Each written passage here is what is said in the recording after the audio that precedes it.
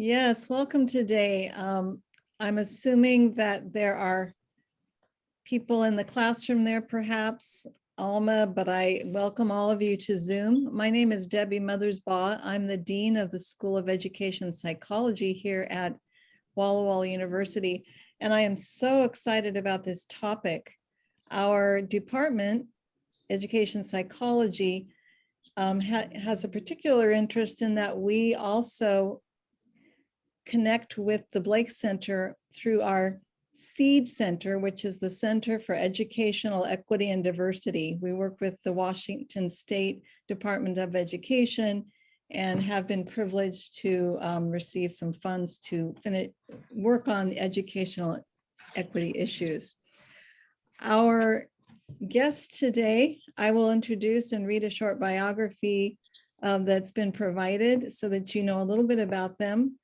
And then we'll go in the order of those that I list. Each of them will present for about 7 to 10 minutes, and we'll end with some question and answer time. The chat box is also a way to make some comments. If you don't, if we run out of time or you have something more to say, I will be monitoring the chat and perhaps bring those questions out to our speakers today. Any questions or comments before I welcome our guests? All right, we'll start with Angelique Jensen Cachone. Did I say that right? Okay. We're so thankful that you're here. Angelique has grown up in the Northeast San Fernando Valley in Southern California. She has been an educator for the last 18 years. She graduated with a degree in cellular molecular biology from Occidental College with no intention of going into education. She changed her mind 5 years later and received her master's degree in education and teaching credential from Loyola Marymount University. 6 years later, she formed a team and became co-founder of a high school called the Academy of Scientific Exploration, also known as ACE. ACE serves students in the Northeast San Fernando Valley, which is where she grew up. Angelique is now honored to be the principal of ACE. So Angelique, why don't you share with us anything else you would like and your presentation. Welcome today. All right, thank you. Thank you for the warm welcome. As Debbie said, my name is Angelique. I usually go by Angie, but either one is fine. And I'm going to share a little bit about what my experience with equity in education has been. I'm sort of in the fortunate position of having been able to form a school from the ground up with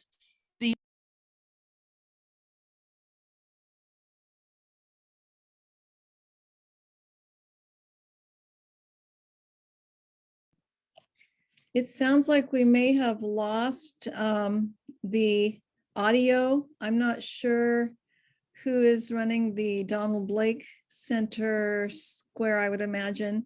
Alma, can you hear me? I can hear you, Miss. Yes, it is her, it is Angelique's sound. I'm gonna ask her. We lost you. Yeah, the last time that she presented in our Spanish class, she had many of the same problems. Okay. I think she disconnected completely. I'm here. Never mind. Well, my internet went out right before, like as I was trying to log in, and so it went out right in the middle of my sentence. I don't know what's going on.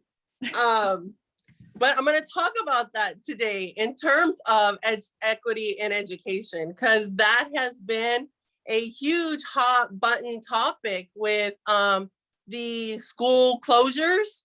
So I'm going to just start right there, right after I tell you a little bit about just sort of how I became involved in education.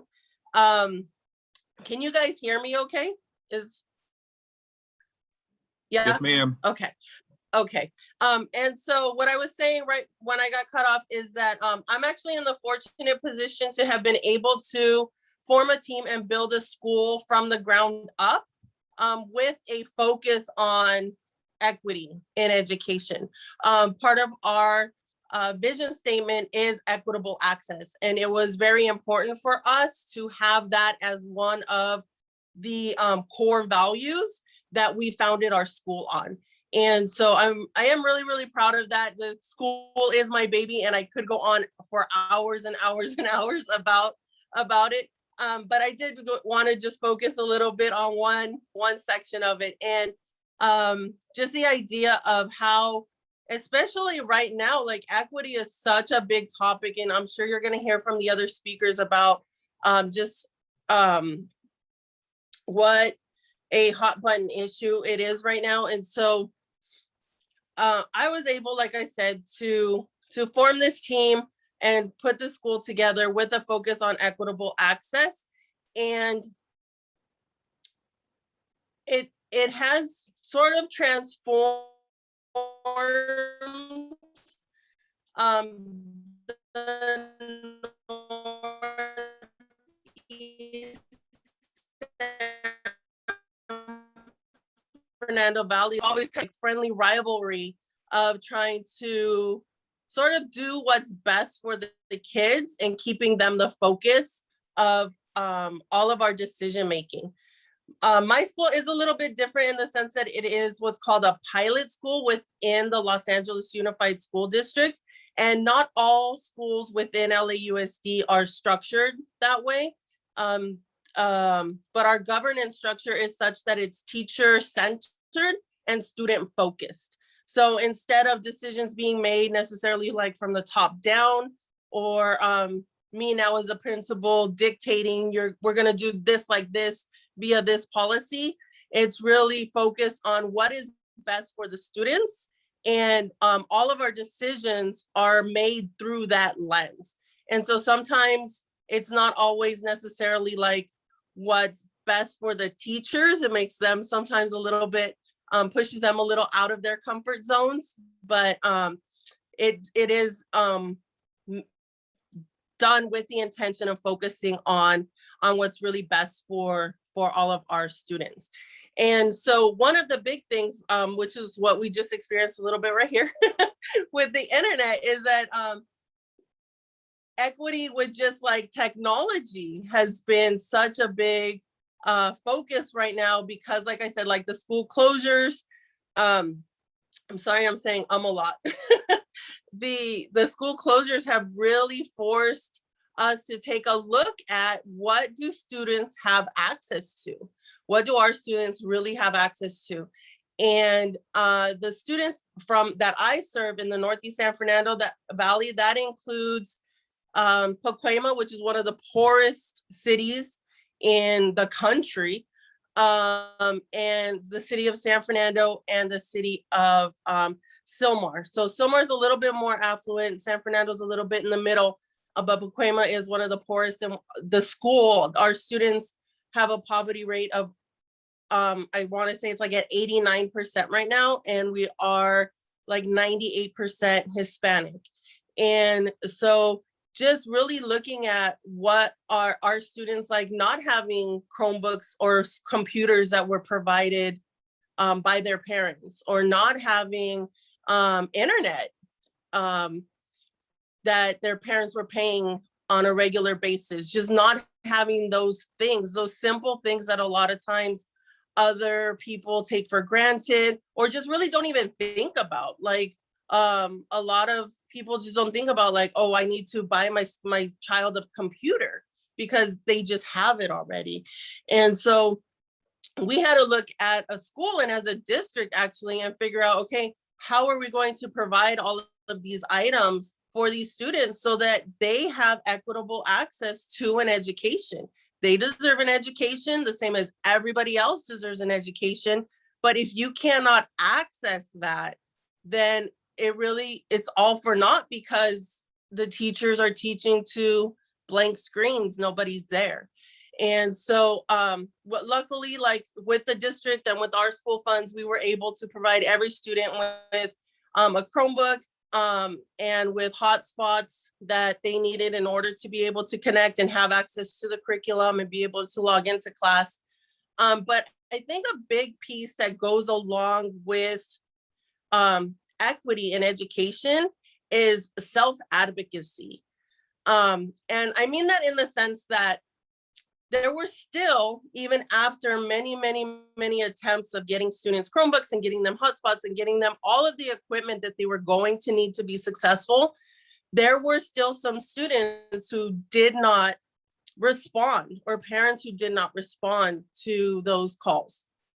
And so when we started following up with, why are you not logging into class? Why are you not showing up? Why are you not doing XYZ? The response from them was, well, I don't have a computer.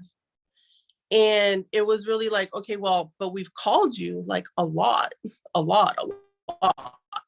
you know? And then it was, well, I don't have internet. It's okay, well, we've given you that option too. You know, so I think it's just as important to teach our students to have those self-advocacy skills as it is to provide them with access to an equitable curriculum and an equitable education.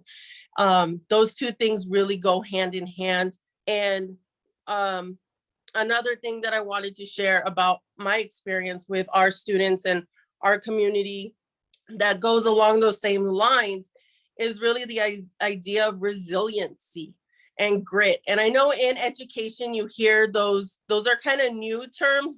Those terms did not exist when I first started teaching. You did not hear about resiliency and grit and them being such necessary attributes of a successful student. But when we really do look at the individuals who in the end are successful and the students who do sort of become the best versions of themselves, it really is those students who, when they hit a little road bump, they don't just throw their hands in the air and say, oh, well, like I couldn't do it.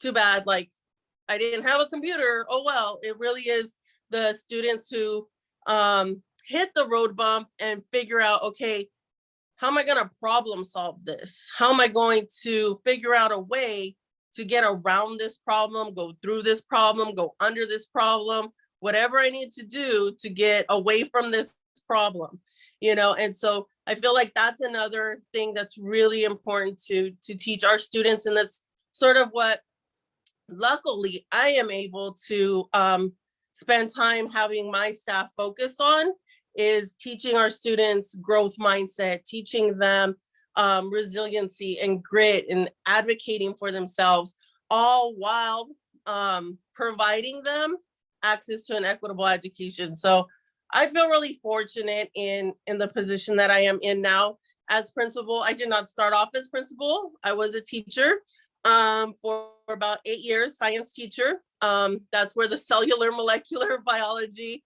degree came in. But as Debbie said, I actually did not intend to go into education at all. I had zero intention of doing that. And I first went and did cancer research for about 5 years, and I decided that's not really what I wanted to do. And so the opportunity to get into education came up, and I took it because in the science field, I saw I was one of the few Latinas in the lab. It was me and a bunch of like international students, you know, and I just, that disparity really just struck a chord in me. And that was really where I decided to go back to my community. And I did not plan on opening a school. That was not, not part of my plan either. I was just going back to teach in the area where I grew up in. And then I was fortunate enough to have this opportunity of being able to open a school, like I said, from the ground up, and really for my team, where we are able, luckily, to focus on these things that really, really matter in education. And so that is really, I think, what I wanted to share with you guys tonight. It's hard. It's really hard, especially right now. We're trying to reopen, which is why you do not have a presentation and you're just looking at me, because I'm like going crazy over here with all the reopening plans and setting things up and all of this stuff. But If you're interested in education, or even if you're not, because like I said, I wasn't, but there really is nothing that is like a greater reward in terms of being able to make such an impactful difference. And that's all for me.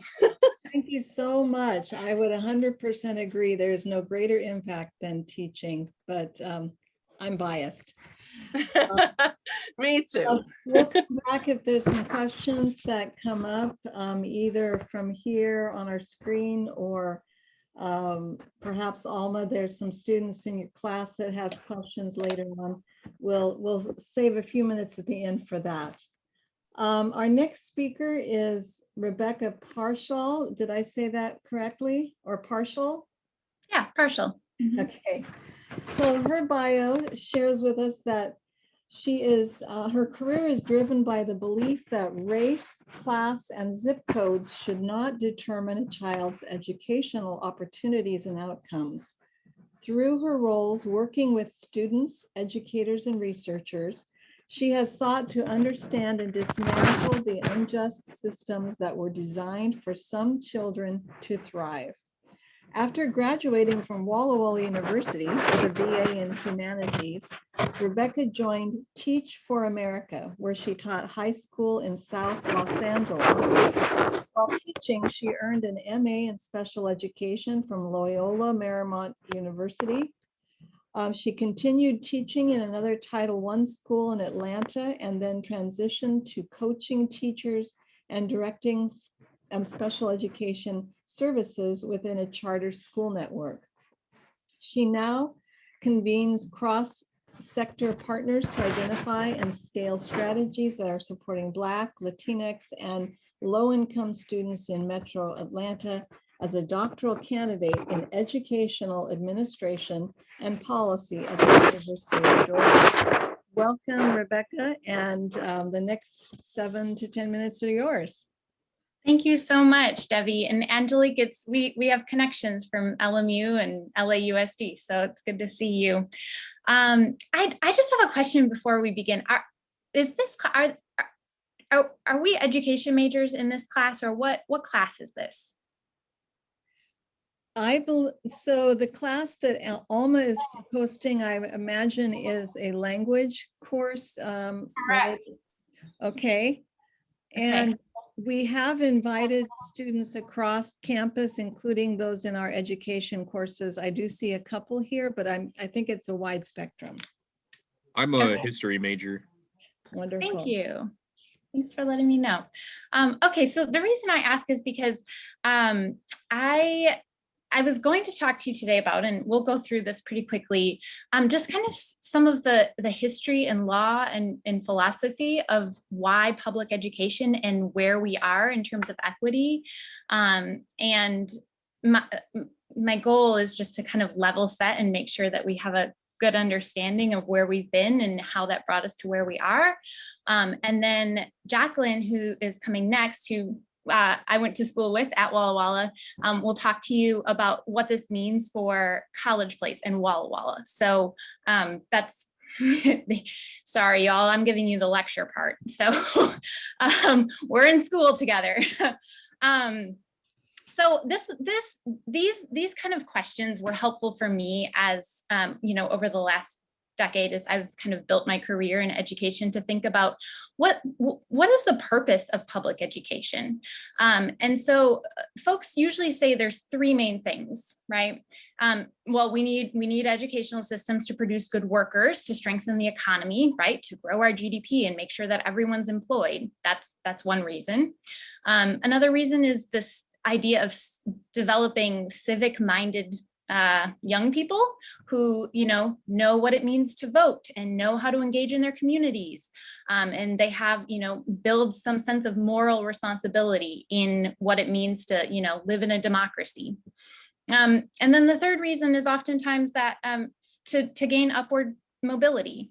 And this one really feeds into this idea, like, I don't know. I wish we were in person or I could see your faces, because I'd love to ask, like, how many of you went to private school? How many of you, went to Adventist school versus public school, and talk about that. But like, as you think about where you went to school and why, it's really like, what choices did your parents make and why? And then if they were able to make the choice to send you to private school, like thinking about your own background as we talk over the next, 45 minutes about what education meant to your family will also really, I think that'll ask questions as we go. So basic idea though, this is my belief, and I think probably everyone on this call, is that public education gives us this opportunity for everyone to have an equal starting point in life, right? You can't pull yourself up by your bootstraps if you didn't learn how to read, like that's really hard to do. You can, but you're going to be fighting uphill battles. And so the idea is that if you cannot afford it, it doesn't matter what your parents' income level is, public education will be the catch-all to give you an opportunity in life. Here's where we've been as a country. And this is, I'm just like, cherry picking a few of these cases. So 1896, Plessy v. Ferguson Supreme Court case upholds this doctrine of separate but equal. And this applied not to just public education, but all public facilities. So this is public transportation. These are, parks and swimming pools. This is the legal doctrine of segregation. This was overturned in our public school system in 1954 in Brown v. Board of Education. Most of you have probably heard of it. There were actually many, many lawsuits in the 50s, 40s, 50s, and even into the 60s to desegregate schools. Brown v. Board was actually an aggregate of several of these cases. Oliver Brown was a father in Topeka, I believe, suing on behalf of his daughter to be able to attend this is a Black family, asking to attend an all-white elementary school, which at the time was legally segregated. This is the case that made it to the Supreme Court, but again, there were many, many at the time. Court ruled in Brown's favor and said that this doctrine of separate but equal is inherently unequal because of the resources that are allocated to white schools and not white schools.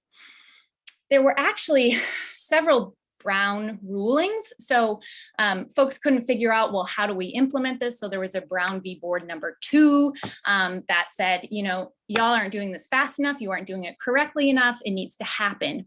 We know that some districts in some states took up into the 1970s to actually desegregate their schools. But I'll explain that has been somewhat reversed in recent years. So in addition to just saying you have to desegregate, another just important piece of, this is not a Supreme Court case, piece of legislation that's really important, the Elementary and Secondary Schools Act of 1965, which was also the same year, Civil Rights Act, voting right, like this is when all of these big bills are being passed. ESSA provides federal funding to help offset local school districts' tax base, right? Because we know that local taxes determine how much funding your schools get. And so poorer areas had lesser funded schools. ESSA provides for, many of you have probably heard of title funding. There have been other federal funding bills that have come since ESSA, but this is when we said, okay, well, we need to support this and not just say you have to desegregate. Okay. 2007, and you guys, I get really excited about this. So just Debbie, like do this if you want me to move it along. Okay. 2007, there's a Supreme Court case called the Picks case. And I didn't hear about this until like 5 years ago, and I started teaching in 2010. So I don't know how I missed this, but it seems like most of the country has missed this. What happened is 2 parent groups in, this is parents and something, I can't remember the acronym, but parent groups in Seattle and Louisville, Kentucky, brought cases that said, we've already met the Brown mandate. We have desegregated our school districts. And so we no longer should have to follow the rules that got us to desegregating our school districts.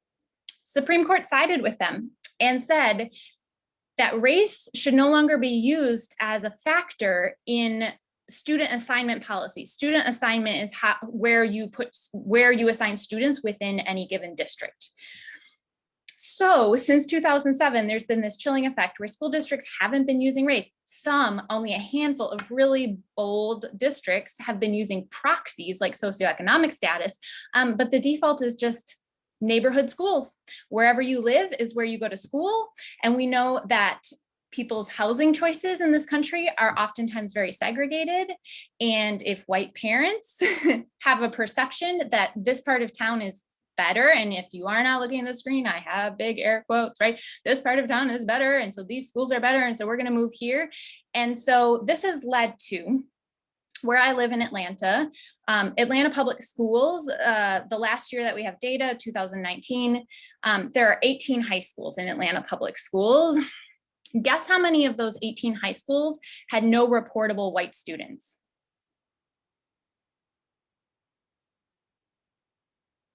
I can't see the chat if anyone put a guess there. No guesses, but sounds like a lot.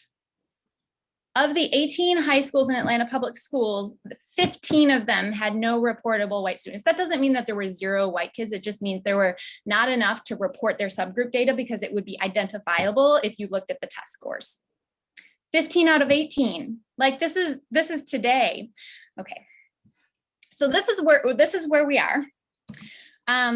Not only are our schools highly segregated, this is just one example, but we know that race and class are highly correlated. And so here we see that Black children are more than twice as likely as white children to attend high poverty schools.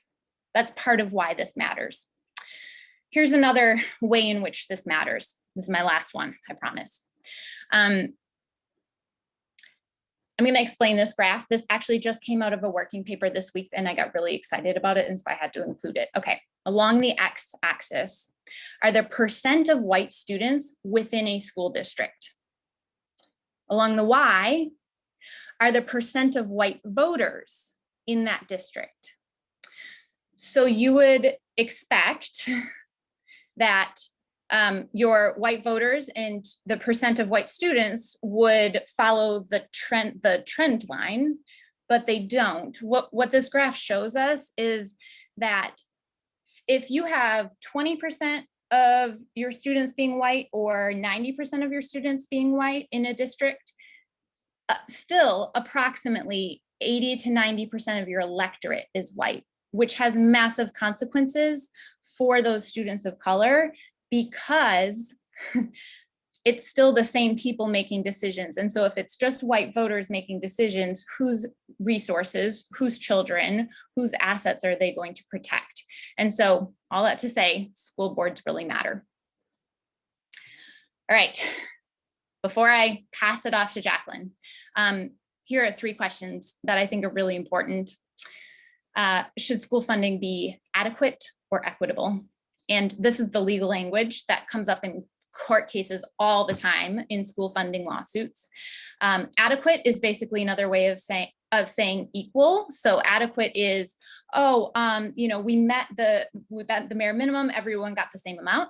Equitable would ensure that in a perfect world, that all students can reach equal outcomes, not just equal opportunities. And this is really, really important as well. Do we care about opportunities or do we care about outcomes? Another question I have for you all: how should parents choose a good school? And which is another way of saying a good neighborhood. What matters? And I know that as college students, you're kind of in between this parent phase, but if you think about like how your parents made decisions and then also how you will make decisions about where you live and where you put your children in school, I hear so many white folks talk about how, I don't have children yet, but I'm at the age where everyone does, and talk about how, we bought a school in a neighborhood that Zillow rated a 9 or a 10, which is just thinly veiled code for we bought a school or a home in a really wealthy neighborhood. Finally, this question of the electorate. Elections have consequences. School boards are super important and we ignore them all the time. So what do you want? Especially as you think about these other 2 questions, what do you want from school board candidates? Who do you vote for? Okay, thank you. I know we'll have questions later, and I'm gonna stop sharing and turn on the chat so I can see if anything. Rebecca, thank you. There are a few comments, no direct questions yet. I do see Micah's hand is up, but if it's all right, we'll do our final presentation. And then we'll answer all kinds of questions that may happen. Our next speaker is Jacqueline Irwin Lawning. You go by Jackie? Or Jacqueline? Okay. Jacqueline is currently, I believe, at the United Way of Blue Mountains. Is that correct as well? And is the Collective Impact Director. She manages a regional initiative to improve educational outcome, facilitates large events, and works with key partners in organizing community members around common goals and advocacy requirements, conducts research, collecting and disaggregating educational data to measure progress and tell compelling stories. I love that. Jacqueline, welcome. And the next 7 to 10 minutes are yours. We'll end up with about 10 minutes for questions. If I understand correctly, Alma, this is a class that ends at 5:50. Is that right? Yes, Okay. yes, yeah. All right. Just Jacqueline, thank you. Thanks, Debbie.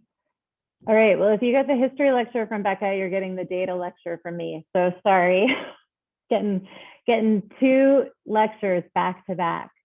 But before we look at any data, I do want to just stop quickly and kind of parse this idea of equity versus equality. I think I will say equity is a word that gets used a lot, and I think it's sometimes really hard to stop and say, I don't really know what that means.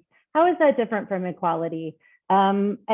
I always heard equality growing up. We want equality. Equality sounds good. It sounds great. How is equity different? So before we talk about equity, I want to make sure we're using the same definition for it. So Brown versus Board, which Becca just talked about, it declared public education a right which must be made available to all on equal terms, right? And the Center for Public Education defines equal as students are treated the same, they have access to similar resources. But what we know is that based on all of the historical and systemic inequities, some of which Becca talked about, others of which we haven't gotten to talk about, many of which we just won't have time to talk about tonight, students are starting at really different places and they have really different needs. And so when we give those students the same resources and the same access, we know that we won't have equal outcomes. We won't have equal opportunity for those students. So that's kind of how I'd like to think about the difference for the purpose of this conversation, is that equity is really giving students what they need instead of the same thing across the board.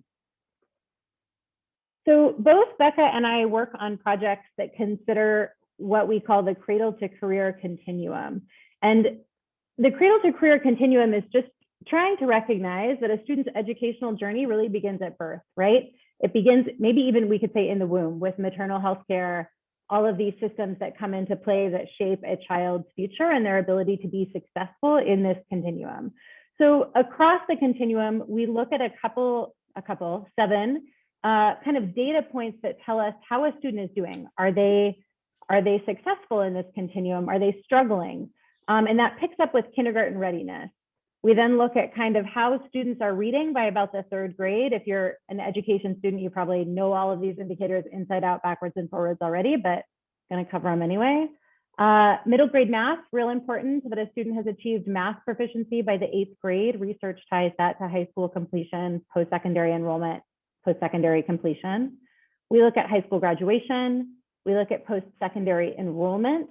And I will pause here and say that that's broadly defined for our partnership. I believe for Becca's as well, and for many of us in this work, we're not just talking about the kind of 4-year, liberal arts institution that y'all are attending at Walla Walla. We're talking about 2-year degrees. We're talking about certificates. We're talking about trade schools and apprenticeships, really anything that comes after high school that prepares a student for the workforce. And we also want to track that students are completing those degrees and that they're entering the workforce employable and able to earn a living wage in the town, in the place where they're living. So what I want to do tonight really quickly is look at some of the data for our local schools. So I'm here, I'm in Walla Walla, and live just across from the district office. So my work and my home are a block apart, which is the joy of living in a small town. And I want to talk to you about kind of how those things that Becca talked about, how systemic inequalities show up in our education data. And I want to say two things before we start about this data. First of all, it's true that there are many kinds of inequities in our education, so really in all of our systems, and that students have disparate impacts, or there are disparate outcomes based on those inequalities and inequities. So it's very true that students, particularly students in our valley who are living in poverty, perform significantly less well on these indicators than students who are living in non-low income homes. But the focus of this evening's conversation is racial equity. So the data that we're going to look at tonight is disaggregated, is parsed by race alone. And that's not to say those other things don't matter. It's just important when we're trying to talk about equity that we're looking at exactly what we're talking about. And so tonight we're talking about race. We're disaggregating the data by race, and we're looking at how there are different incomes for different subpopulations of students in that way. And for those of you who were at Becca's chapel talk, I guess this is the last thing I would point to is data. It's really easy to let it just kind of wash over you and go like, oh, that seems bad. This seems not great. And I think as someone who is not a data person, I graduated with an English degree. To Debbie's point about stories, this data tells a story, and we want to be really careful about what stories we allow it to tell, right? We could look at this data and say, well, I guess our students of color are just not as smart as our white students. And we know that's not true, right? We absolutely know that that is not the case. We know that systemic inequities in education, in housing, in the economy, in our criminal justice system have all contributed to the way that these numbers look. So yesterday, Becca asked you to ask smart whys, and I would ask you to keep those whys in your mind as you're looking at this data. Why might it be the way that it is? So we'll pick up with kindergarten readiness. We've got kindergarten readiness for College Place Public Schools and Walla Walla Public Schools. And this is the data it's maybe the most difficult to look at over time. And here's why that is. This data comes from an assessment called WA Kids, which is measuring six different competencies when a student enters kindergarten. And because this test is administered differently from teacher to teacher, and because we are looking at relatively small student populations, there are really large swings in data over time with kindergarten readiness.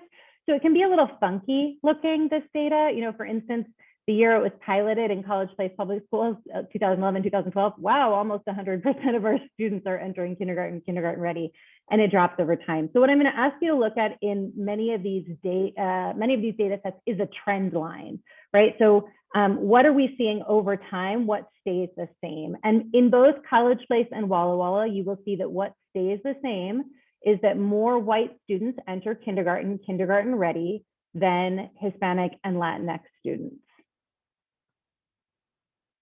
So we're going to look, we would be here all night if we looked at the individual indicators. So I've aggregated our state assessment data. This is mostly from the Smarter Balanced assessments that you'll know about from classes. I've aggregated those across K-12. So any student who's taking a state assessment, this is outcomes for those assessments in English, language arts, and in math over time. But then I pulled out some numbers on the side for us to look at for College Place around those cradle to career continuum numbers. So for instance, 58.6% of white third graders were reading proficiently in the third grade, compared to only 33% of Hispanic and Latinx students. 35% of white eighth graders demonstrated grade level proficiency in math, compared to only 19.6% of our Hispanic and Latinx students in College Place. And as you'll see, again, those trend lines over time our white students are outperforming our Hispanic Latinx students. Ditto in Walla Walla Public Schools. Walla Walla Public Schools, by the way, you'll see there are many more lines on these graphs, right? That's because Walla Walla Public Schools has more students and is legally able to report on more student groups. So in a district like College Place that's serving, just over 1,000 or so students, if a student population is small, that data is suppressed. It's not publishable, and that's to protect student privacy. So you'll see in Walla Walla Public Schools, we have some more data. But again, what we see is that our Asian students, our white students are far outperforming our students of color, particularly our Black, our Hispanic Latinx, and our Native students. High school graduation is an interesting one. Our districts here have taken a real interest in getting our high school graduation numbers up. So they look fairly good. And you'll see in College Place actually that Hispanic graduation rates surpassed white graduation rates last year by a little bit. And in Walla Walla, that gap is closing. And that's great. We want to celebrate that. But the reason that Becca and I look at that whole cradle to career continuum is that a high school diploma doesn't earn you very much in the labor force. And to have quality of life in this country, you have to be able to afford medical care. You have to be able to afford housing. You have to be able to afford all of the things that allow you to participate in our society. And with a high school diploma alone in this area, it's very hard to do that. So the next data that we're going to look at is around who goes on from high school to enroll in post-secondary. And College Place Public Schools just opened their high school not so long ago. They haven't had very many graduating cohorts. So we haven't been able to track their college going quite as well as we've been able to track Walla Walla's. So we're just going to look at Walla Walla for post-secondary enrollment. But a couple of things I want to call your attention to. If you look at four-year university, like the type you all are at, only 13% of our Spanish, Hispanic, Latinx students are enrolling in four-year universities compared to, I have to move the Zoom screen, compared to 26% of our white students, so half. And then when you look at students who are not enrolled, 43% of our Hispanic Latinx students are not enrolled in post-secondary programs compared to 41% of our white students. So this is post-secondary completion. This is 8 years after high school graduation is when we start looking at who's finished and who has not finished a degree. So 16% of Spanish, Hispanic, Latinx students have finished a four-year degree 8 years after graduating from Walla Walla Public High Schools, compared to 32% of white students. 29% of Hispanic, Latinx students have completed a two-year or an associate's degree, compared to 20% of white students.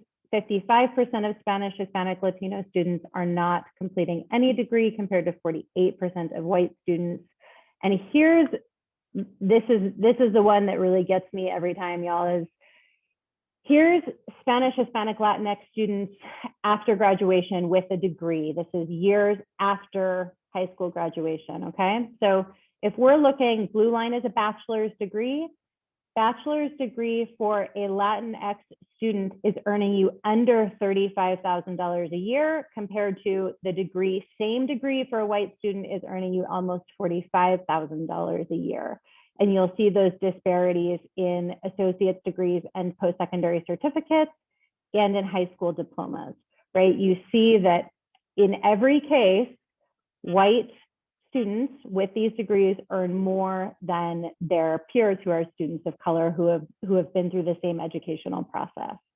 So those are some of the data points I want to share with you tonight. I unfortunately do have a hard stop here in a couple minutes, and I know all of us talked longer than we were supposed to talk, but I will just offer both Professor Mothersbaugh and Alfaro. I'm local, so I'm happy to come in and chat anytime. And please go ahead and preference questions for our other presenters. Thank you all so much. This, I think we easily could have had a class from each of our presenters today, but what a privilege to hear each of their perspectives on this important topic of equity in education. There have been a couple of questions, but I think Micah, your hand was raised earlier, and I wonder if you want to ask a question still, or we have time for maybe one other question. I've been chatting with Professor Partial while this has been going on, so I think I got my question answered. Okay. Yeah, if you check out the chat, there is some activity there and interest in our topics today. Are there any others? I'm gonna have to take my screen back and forth to see if anyone else has a question. Can I just say something to Yes. to Micah's last question that I saw that Rebecca has already answered, but the question said something about like, is education maybe not as important to lower income families as it is to maybe those who are more affluent? And I don't think it's a matter of importance. I think it's a matter of equitable access to resources for the parents. A lot of times the parents don't know how to navigate the system. A lot of students are first generation students. No one in their family has gone to college. A lot of times they're actually the first student in their family to successfully graduate from high school. And so their parents just don't know what they don't know. And so it's not really about it not being important or them not wanting the best for their child. It's just they just don't know what they don't know. And that's why it is so important to have educators who are able to provide students with equitable education. Like Jacqueline said, it's not about equity. It's not about giving everyone the same thing. That's not what equitable means at all. And I'm really glad that you brought that up, because I was just throwing out equity like if everyone was using the same definition I was. But it is really important to make that distinction between equal is you're giving everyone the same thing. Equity is you're really focused on the students and building relationships with the students and the families to determine and figure out, what does this individual need to be successful? What does this family need? What information does this family need to overcome their obstacles to ensure success of this child? So it's not about importance or them like caring less or anything like that. It's just about the resources and access to the resources and knowing how to navigate those resources. They haven't had those experiences. Thank you so much for bringing that out. I believe our class time is up. It's 5:50, and I would defer to Alma and your class right now. I do see that Micah has a question. Alma, are we ready to dismiss your class? And then those who would like to stay on, maybe we can. Yes, we can do that. Okay. Rebecca, Angie, Jacqueline, thank you so much for your passion that I can hear and see, and for the work that you do every day. Thank you, students, for being here. If you want to stay on, I will just continue with Micah's question. Otherwise, have a really wonderful day. And I do see some thank yous in the chat, so you may want to read those. Micah, did you have your hand up for a question? Yeah, I was gonna talk to Angie. From my experience here in the bottom part of Washington State, in the very southeast corner, the reason why I asked that is because I'm not an education major. I'm a history major. But my aunt and my grandmother were both teachers at our local high school. And when I say we're small, we have 300 kids K through 12. But my aunt is dealing with a family right now that the parents don't care if their kids graduate. They would rather them go to work. That was why I asked that question, if maybe because I know your data is from Washington, because you said WA kids. So I know that Washington State, we tend to have more agricultural areas. So I was curious if that data comes from families not caring because they want their kids to be able to contribute instead of actually, get a future education outside of high school. I think, and I've got to jump here, but I'll say one thing really quickly because we do, the project that I work on, Micah, covers all of Walla Walla County and all of Columbia County, as well as parts of Oregon. So we're in those rural districts where sometimes there are 20 kids in a district, right? They're teeny tiny districts. But to that point about, not caring if a student graduates high school because they want their student to be able to start working, like potentially in agriculture, for instance. I think what we can say about all families want their children to be successful. And so when success in your family has looked like farming, that's what you want for your kid, right? And so there isn't a narrative around, oh, success means going to college. And in fact, the way that a lot of folks who have been to college interact with folks who haven't gone to college doesn't do anything to make folks who haven't gone to college think it's a good idea, right? There's a lot of elitism. There's a lot of kind of cultural snobbery, some of which is racial. And I think those are some of the things we have to unpack when we have that conversation. Is it's not that a parent doesn't care. It's not that a parent doesn't want their kid to be successful. It's that their definition of successful is perhaps different. And so there's a lot of opportunity there, I think, for those of us who work in that relationship building space to say, that's great.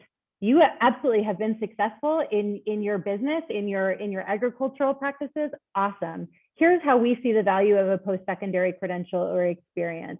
That's giving parents choice instead of assuming that they're going to want to stay on the same path that maybe they've been on or their family's been on for generations. It just opens up new avenues of thought and new opportunities. And then along with those new opportunities, to Angelique's point, we've got to scaffold those, right? We can't just say, hey, everyone, here's your FAFSA. Applying to college is hard, guys. It's stressful, it's complicated, it's expensive. And so when we just give that same thing to everyone, particularly if it's an opportunity that hasn't been taken in the past, we've got to make sure we're offering just the same way we're scaffolding curriculum for students, right? If a student is struggling and we're offering particular supports, we've got to do the same thing when we think about college going, particularly for first generation college goers. I've got to run, I've got another meeting, but thank you. It was such a pleasure to share space with y'all. And I am here. So happy that I take questions by email. My email's in the chat, or to come back and chat with classes anytime. Thank you, Jacqueline.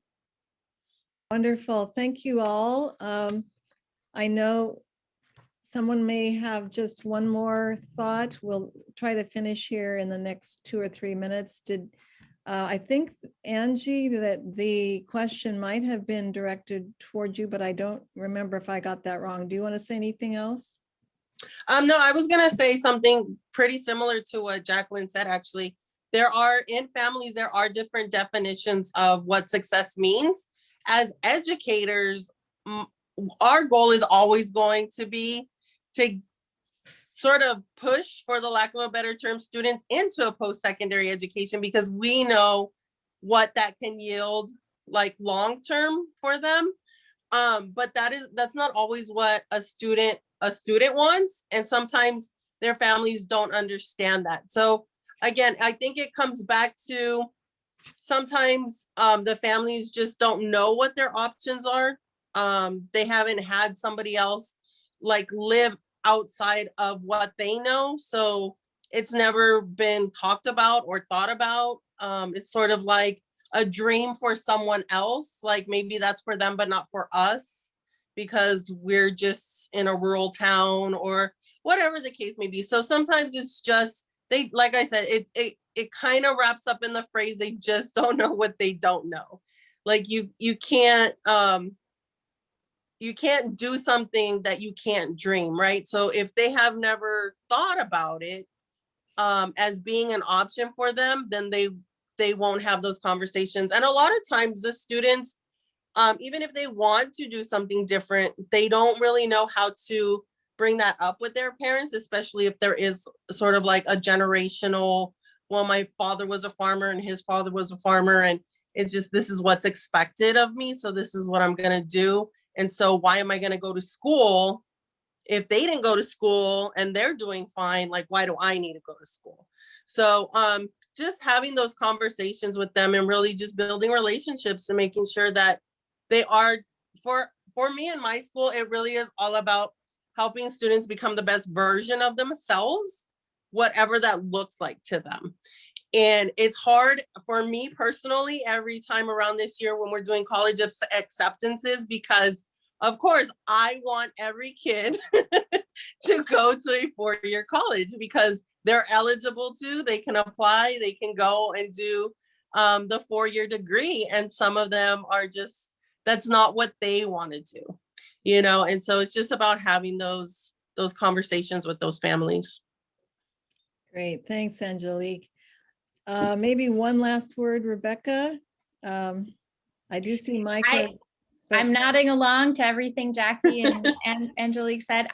The only other way in which I would think about this, and as a former high school teacher, you know, talking to juniors and seniors about it, is like, it's all about setting yourself up for freedom to choose, right? Right. And so by the time, like in the cradle to career continuum, thinking about it at these milestones is so important, because if you're not reading proficiently by the end of 3rd grade, or you don't have the pre-algebra skills in 8th grade to go into 9th grade math, which is like the biggest predictor of high school graduation, like all of these points along that continuum, if we're not giving kids ensuring equitable outcomes, by the time you hit junior or senior year and you're having these conversations about college, a lot of that choice may have already been made for you. And so what really matters in that kind of like, by the time you reach high school, is that you're ready, that you've got yourself in that position, and then that you have the college access kind of going culture and support to get you to the next point. Because if, for example, you're low income and no one ever talked to you about,